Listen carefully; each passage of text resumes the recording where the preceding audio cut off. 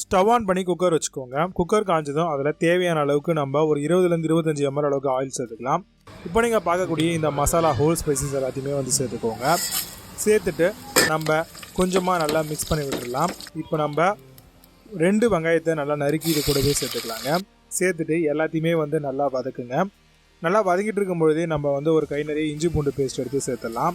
இதுதான் நல்லா வாசனையாகவும் ஃப்ளேவரையும் நம்மளுக்கு கொடுக்க போகுது. நல்லா வந்து பார்த்திங்கன்னா வதக்கிக்கோங்க. வதக்கிட்டு கொத்தமல்லி தழையை வந்து பார்த்திங்கன்னா ஒரு 1/4 கை எடுத்து சேர்த்துக்கோங்க.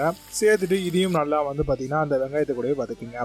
இதுக்காக நம்ம ஒரு 4லேருந்து 5 தக்காளியை வந்து கட் பண்ணி எடுத்துருக்கோம். இதை வந்து நல்லா மிக்சர் ஜாரில் போட்டு நல்லா அரைச்சி எடுத்துக்கலாம். இந்த ஒரு தக்காளி சாதம் வந்து அரைச்சி விட்ட தக்காளி சாதம் அப்படிங்கிறதுனால நம்ம இந்த தக்காளி ஒரு பேஸ்ட் பண்ணி போடும்போது டேஸ்ட் வைஸில் ரொம்பவே சூப்பராகவும் புளிப்பாகவும் நல்லா அருமையாக இருக்கும். இப்போ இதை ஊற்றிக்கோங்க. ஊற்றிட்டு நல்லா வந்து பார்த்திங்கன்னா மிக்ஸ் பண்ணுங்கள். கம்ப்ளீட்டாக நல்லா மிக்ஸ் பண்ணிட்டீங்க அப்படின்னா உங்களுக்கு சூப்பராகவே ரெடி ஆகிடும். இப்போ ஆல்மோஸ்ட் ரெடி ஆகிடுச்சு. இப்போ 2 பச்சை மிளகா காரத்துக்கு ஏற்ற மாதிரி போட்டுக்கலாங்க. போட்டுட்டு நல்லா வதக்குங்க.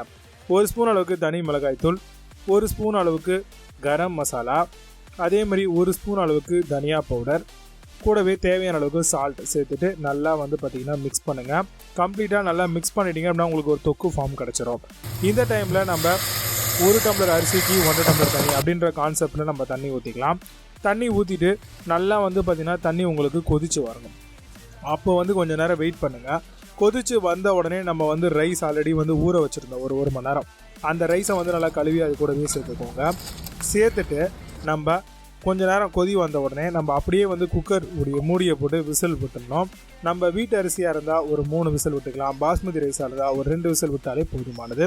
தேவையான அளவுக்கு உப்பு டேஸ்ட் பண்ணி பார்த்துட்டு உப்பு ஆட் பண்ணிக்கோங்க. நல்லா வந்து பார்த்திங்கன்னா ஜென்டலாக மிக்ஸ் பண்ணி விடுங்க. மிக்ஸ் பண்ணிவிட்டு இப்போ வந்து குக்கரை மூடி நீங்கள் வீட்டு அரிசி இப்போ நம்ம யூஸ் பண்ணியிருக்கோம். ஸோ அது வந்து ஒரு 3 விசில் அப்படின்ற காம்பினேஷனில் நம்ம விட்டு எடுத்துக்கலாம். 3 விசில் விட்ட உடனே விசிலுடைய ப்ரெஷர் எல்லாமே நம்ம ரிலீஸ் பண்ணிடலாம். அது எல்லாத்தையும் ரிலீஸ் பண்ணதுக்கப்புறம் நம்ம வந்து பார்த்திங்கன்னா ஓப்பன் பண்ணோன்னா நம்மளுடைய தக்காளி சாதம் அருமையாக சூப்பராகவே ரெடியாக இருக்குது. இதை வந்து நல்லா 4 பக்கமும் நல்லா கிளறி விட்டுருங்க. கிளறிட்டு பிளேட்டுக்கு மாற்றி அழகாக சர்வ் பண்ணுங்கள். ரொம்பவே சூப்பராக இருக்கும் இந்த அரைச்சி விட்ட தக்காளி சாதம். கண்டிப்பாக ட்ரை பண்ணி பாருங்கள். டேஸ்ட் வைஸில் அல்டிமேட்டாக இருக்கும்.